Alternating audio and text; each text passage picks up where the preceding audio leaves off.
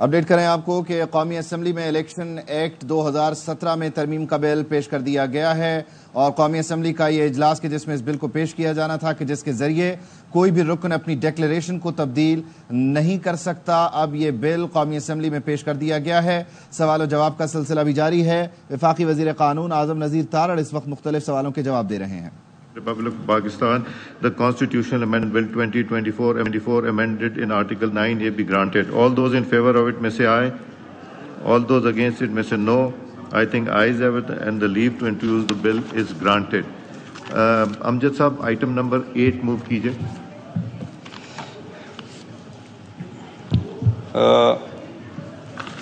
I want in the Constitution of the Islamic Republic of Pakistan, after Article 9, the following new Article 9A shall be inserted, namely 9A.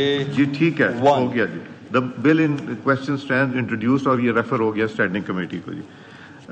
Item number 9 Rafi اللہ صاحب، item number 9 move کیجئے.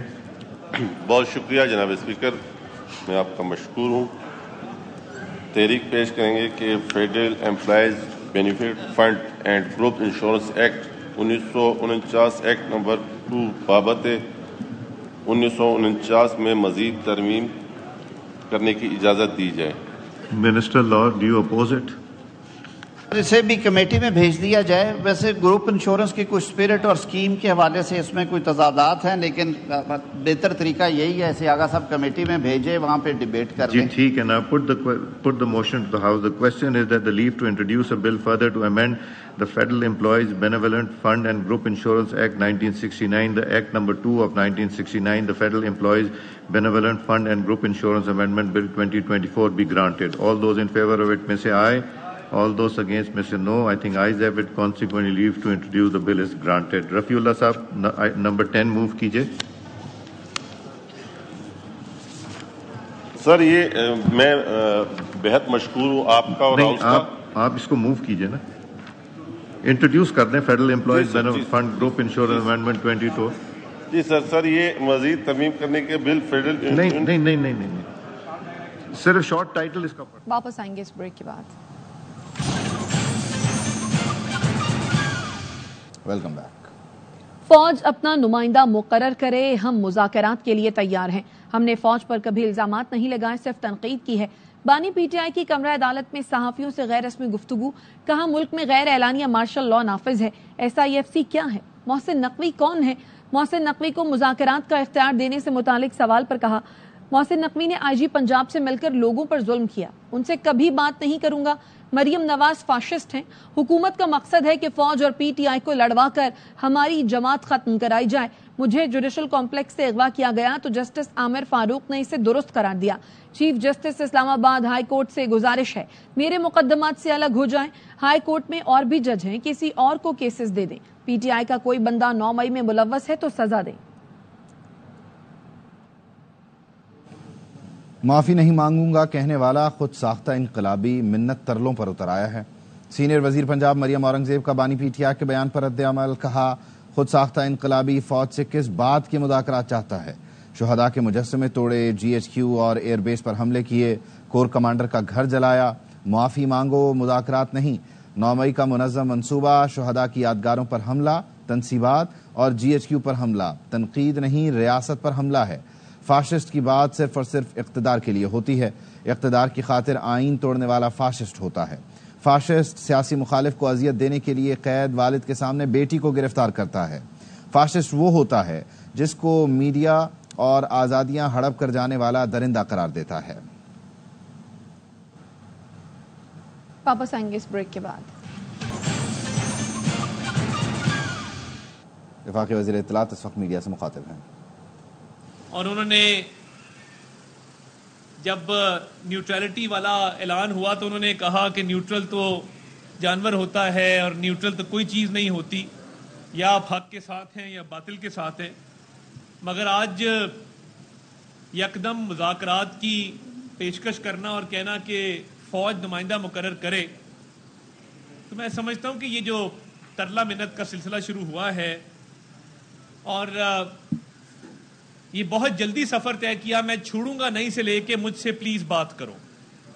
یعنی ایک trailer اس ملک میں چلایا گیا کہ میں چھوڑوں گا نہیں، میں کسی کو نہیں چھوڑوں گا، اور اس کے بعد اب نئی فلم آئی ہے مجھ سے پلیز بات کرو کے نام سے، اور مجھے یہ سمجھ نہیں آتا کہ آپ 9 مئی کے حملے کرتے ہیں، 9 مئی کے حملے کرنے کے بعد شہداء کی یادگاروں کو مسمار کرتے ہیں، آپ کا سوشل میڈیا ایک منظم کیمپین چلاتا ہے قومی سلامتی کے اداروں کے حوالے سے، اس ملک کی افواج کے حوالے سے، اور آپ اس ملک کے امن کے لیے ایک خطرہ پیدا کرتے ہیں، اس ملک کی سلامتی کے لیے خطرہ پیدا کرتے ہیں۔ جب آپ کا دل کرتا ہے آپ IMF کو خط لکھ دیتے ہیں اور ملک کو ڈیفالٹ کرنے کی کوشش کرتے ہیں، جب آپ کا دل کرتا ہے آپ سائفر لہراتے ہیں اور ملک کی فورن پالیسی کو خراب کرنے کی کوشش کرتے ہیں اور ملک کے تعلقات دوسرے ممالک کے ساتھ ان کو خراب کرنے کی کوشش کرتے ہیں اور جھوٹا بیانیاں گھڑتے ہیں، اور آپ کی پوری دنیا نے وہ آواز سنی جب آپ نے یہ کہا کہ ہم نے اس کے ساتھ کھیلنا ہے، اس کے ساتھ کھلواڑ کرنا ہے، سائفر کے ساتھ اس کو سیاسی مقاصد کے لیے استعمال کرنا ہے۔ تو آج آپ جو مطالبہ رکھ رہے ہیں کہ پہلے چھوڑوں گا نہیں اب پلیز مجھ سے بات کر لو، تو اس سے ثابت یہ ہوا کہ جب ادارہ نیوٹرل ہوا تو اس کے بعد اب آپ اپنی حمایت مانگ رہے ہیں اور کہہ رہے ہیں کہ میری حمایت کی جائے۔ جب نیوٹرلٹی کا اعلان کیا گیا تھا تب آپ نے طرح طرح کی باتیں کی تھی کہ نیوٹرل تو فلاں ہوتا ہے، اور آپ کے جرائم کی فہرست اتنی لمبی ہے کہ وہ ختم ہونے کا نام نہیں لیتی۔ کور کمانڈر ہاؤس کے باہر آپ کی تینوں بہنیں موجود تھیں، فوٹیج موجود ہے، آپ سی سی ٹی وی کی بات کرتے، سی سی ٹی وی میں سب کچھ آیا ہے کہ آپ کا بھانجا باہر کھڑا تھا، آپ کی بہنیں باہر کھڑی تھی، آپ کے پارٹی کے رہنما کھڑے تھے، آپ کی پارٹی نے باقاعدہ طور پہ ایک اجلاس کیا جس میں شفقت محمود صاحب نے اور شمسام بخاری صاحب نے اختلاف رائے کیا کہ ہم نے کور کمانڈر ہاؤس نہیں جانا، ہم نے فوجی تنصیبات پہ حملے نہیں کرنے، ہم نے چاگی کا پہاڑ نہیں جلانا، ہم نے کیپٹن کرنل شیر خان کے مجسمے کو مسمار نہیں کرنا، ہم نے شہداء کی یادگاروں کے ساتھ بے حرمتی نہیں کرنی۔ مگر آپ کی پارٹی کے لوگ یہ کہتے رہے کہ خان نہیں تو پاکستان نہیں، اپنے اپنے اہداف پر پہنچو، حملہ کرو، جلاؤ گھیراؤ کرو، اور یہ سیاست میں آپ کا وتیرہ رہا ہے۔ وہ پی ٹی وی کا حملہ ہو، وہ ایس ایس پی عصمت اللہ جنیجو پر آپ نے حملہ کیا، آپ نے آگ لگائی، قبریں کھودی، اسی پارلیمنٹ کے گیٹ کو توڑا۔ تو آج جو آپ کہہ رہے ہیں کہ نمائندہ مقرر کیا جائے آپ سے بات چیت کرنے کے لیے، آپ کی سمجھ نہیں آتی ہے کہ کبھی گریبان پکڑ لیتے ہیں، کبھی پیر پکڑ لیتے ہیں، یہ یکدم سفر کیسے طے ہوتا ہے؟ اور دیکھیے اس ملک کی سلامتی کے اوپر کوئی کمپرومائز نہیں ہے۔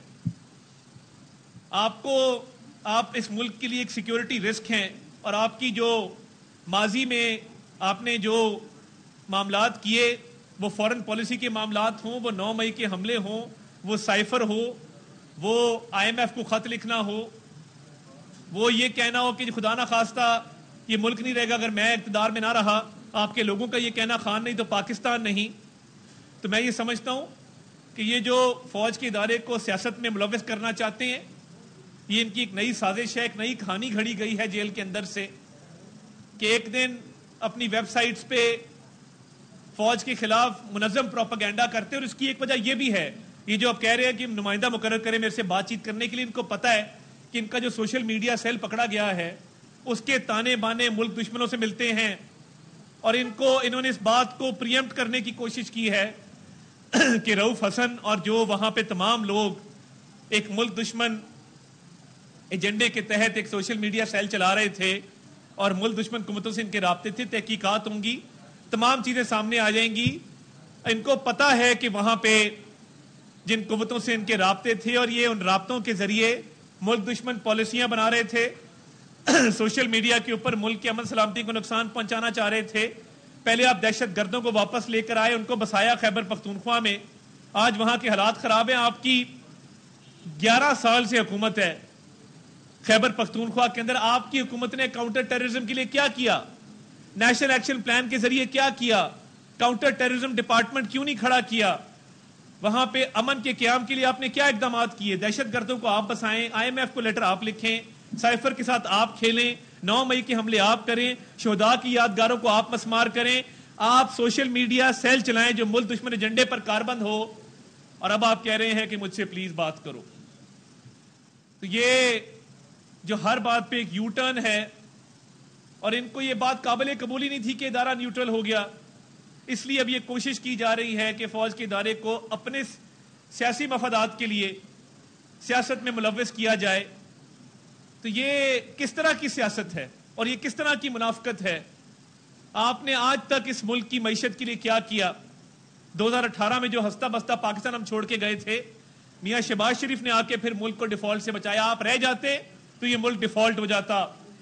ڈیفالٹ سے بچایا، اور آج بھی معاشی اصلاحات کے ایجنڈے پہ کاربند ہے. انشاءاللہ تعالیٰ اس ملک کو، کل آپ نے دیکھا کہ فچ کی ریٹنگز میں ہمیں CCC+ ملا، کل پالیسی ریٹ کم ہوا ہے، معیشت کے حوالے سے اچھی خبریں آنا شروع ہوئی ہیں. آپ کی جو ایکسپورٹس ہیں ان میں $3 ارب کا اضافہ ہوا ہے، $3 ارب کا.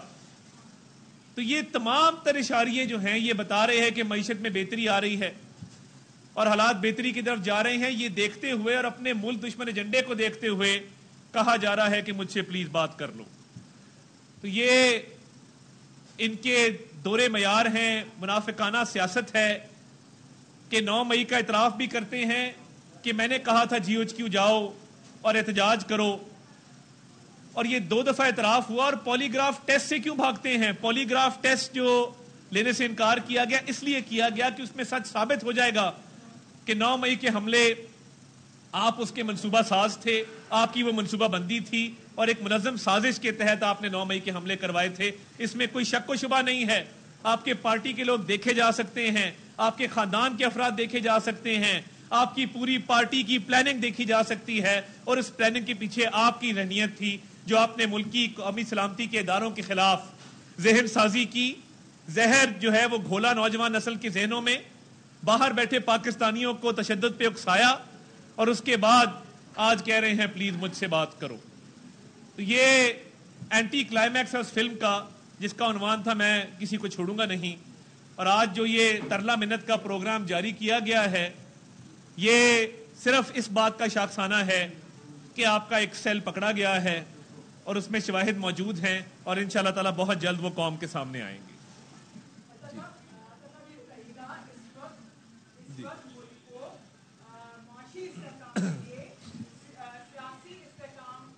بہت اچھا سوال ہے، بہت اچھا سوال ہے، بہت اچھا سوال ہے. جس دن سے عمران خان صاحب بانی چیئرمین PTI جیل گئے ہیں، سٹاک مارکیٹ اوپر چلی گئی ہے، کیونکہ ان کے ساتھ نیگیٹو سینٹیمنٹ ایسوسیٹڈ ہے. انہوں نے آ کے انویسٹرز کو بند کیا، بزنسز بند کیے، کاروباری شخصیات کو جیلوں کے اندر ڈالا، TV چینلز کے مالکان کو جیلوں کے اندر ڈالا. بزنس سینٹیمنٹ جو ہے وہ ابھر کے سامنے آیا ہے جب سے یہ جیل کے اندر ہیں. سٹاک مارکیٹ جو ہے وہ اوپر جا رہی ہے، فورن ڈائریکٹ انویسٹمنٹ اوپر جا رہی ہے، ایکسپورٹس بڑھ رہی ہیں، فچ کی ریٹنگ امپروو ہو گئی ہے، IMF کا معاہدہ طے ہو گیا ہے، پالیسی ریٹ نیچے آ گیا ہے. یہ تمام تر جو فیکٹرز ہیں یہ اس بات کی علامت ہیں کہ اس ملک میں اگر کوئی ڈی اسٹیبلائزنگ فیکٹر ہے وہ بانی چیئرمین PTI ہے، جو عدم استحکام کو فروغ دیتا ہے. اس کے ہوتے ہوئے سیاست کے اندر اور عملی میدان کے اندر استحکام نہیں آ سکتا. وہ نکلا ہے تو ملک کے اندر استحکام آ رہا ہے.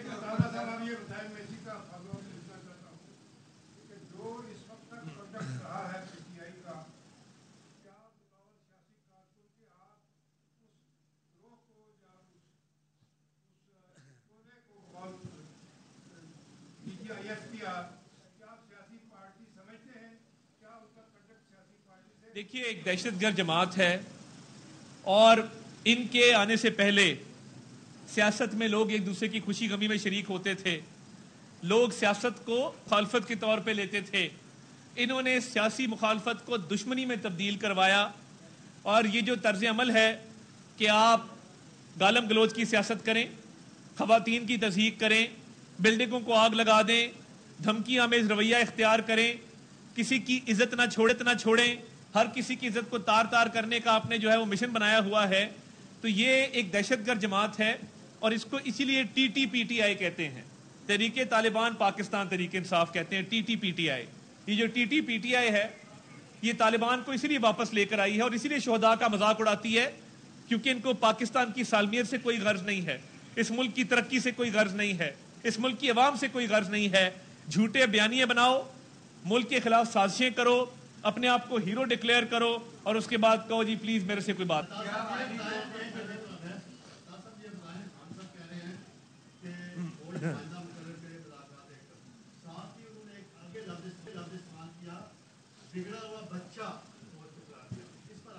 अगर कोई बिगड़ा हुआ बच्चा है तो वो खान साहब हैं जो लूडो हारते हुए लूडो उल्टा देते हैं, जो कभी मुश्किल आए तो रोना शुरू कर देते हैं, जब उनकी जमात पे कोई मुश्किल आए तो वो इस तरह कहते हैं जिस तरह जुल्म के पहाड़ टूट गए। जब राना सनाउल्लाह की गाड़ी में हेरोइन डलवाई जा रही थी तब बिगड़ा हुआ बच्चा कौन था? जब कह रहा था कि मैं मुझों से पकड़ के मुझे इसकी शक्ल पसंद नहीं मैं बंद कर दूंगा तब बिगड़ा हुआ बच्चा कौन था? जब मरियम नवाज शरीफ को वालिद के सामने गिरफ्तार करवाया गया बाप को अजियत देने के लिए तब बिगड़ा हुआ बच्चा कौन था? जब शहबाज शरीफ की वालदा की मैयत पड़ी थी और जज कह रहा था मैंने जिरा करनी है तब बिगड़ा हुआ बच्चा कौन था? जब मुंह पे हाथ फेर के कह रहा था मैं एसी उतार दूंगा तब बिगड़ा हुआ बच्चा कौन था? जब कहता था कि मैं घर का खाना नहीं जाने दूंगा, दवाइयां बंद कर दूंगा तब बिगड़ा हुआ बच्चा कौन था? ये बात याद रखनी चाहिए कि एक बिगड़ा हुआ बच्चा है जो कहता था नहीं छोड़ूंगा, और वो कहते हैं ना कि वो जो कहता था कि कुछ नहीं होता अब वो रोता है तो वो चुप नहीं होता। बहुत शुक्रिया।